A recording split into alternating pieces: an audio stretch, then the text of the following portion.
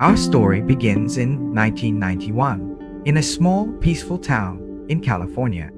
Jaycee Dugard was just 11 years old, walking to school on a sunny June morning. Little did she know that this would be the last time she would walk freely for nearly 2 decades. Suddenly, a car pulls up beside her.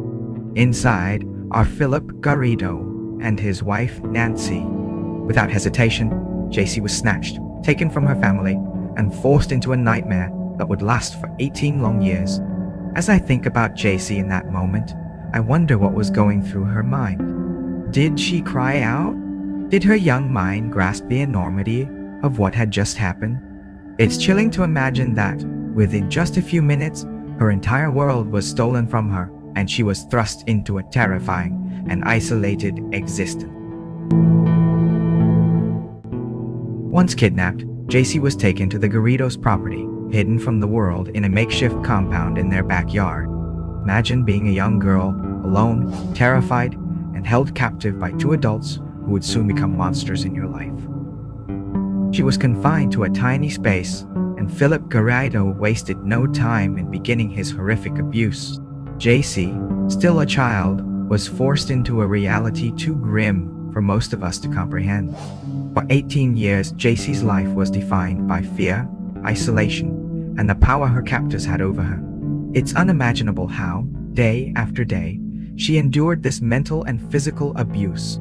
I can't help but wonder what Jaycee was thinking during those long days and nights. Did she lose hope? Or did some part of her always believe that one day she would be free? Life in captivity wasn't just about physical confinement. Garrido was a master manipulator. He not only abused Jaycee, but also tried to break her spirit. He convinced her that her family had forgotten about her and that she was utterly alone in the world. Over the years, she became dependent on him and Nancy for everything, creating a twisted sense of loyalty and confusion.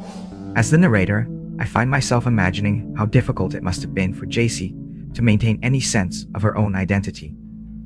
When you're stripped of your freedom for so long, I wonder, do you start to believe what your captors tell you? Does the line between right and wrong blur when your world is so small, controlled by the people who hurt you? At just 14, Jaycee gave birth to her first child. Phillip Garrido was the father. She was still a child herself, but suddenly she had the responsibility of caring for a newborn. A few years later, she had another daughter. These girls became Jaycee's reason for living. Despite the horror she endured, she clung to her role as their mother, doing everything she could to protect and nurture them in this horrific situation. Phillip Garrido was a man with a criminal history, yet somehow he managed to fly under the radar for years. He believed in strange, delusional ideas, often thinking he had special powers. It's hard to imagine how someone so mentally unstable could hide Jaycee in his backyard for nearly 2 decades. Even neighbors, parole officers, and visitors to the property had no idea a young girl, and later her 2 daughters, were living just feet away from them. There were moments throughout Jaycee's captivity where authorities could have saved her. Phillip Garrido had multiple interactions with law enforcement over the years. At one point, parole officers even visited the house, but Jaycee was kept hidden. These missed opportunities haunt her story, serving as a reminder of the flaws in the system that should have protected her. In August 2009, after 18 years in captivity, Jaycee's ordeal finally came to an end. Phillip Garrido's erratic behavior caught the attention of 2 female campus security officers at UC Berkeley. When he brought Jaycee's 2 daughters with him to the campus, their suspicions grew. A few days later, Garrido was summoned for a meeting with his parole officer. Jaycee, still afraid, initially denied her identity, but eventually she revealed the truth. I can only imagine the fear and relief swirling inside her in that moment, I think.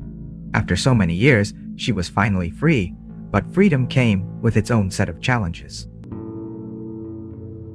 When Jaycee was rescued, she was reunited with her family.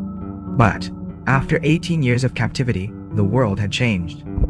She was no longer the 11-year-old girl who had been taken from her home. Now, a mother of 2, she had to rebuild her life from scratch, adjusting to a world she hadn't seen in nearly 2 decades. How do you return to a normal life after experiencing something so unimaginable? Jaycee's courage didn't end with her escape. It was just the beginning of a new chapter in her life.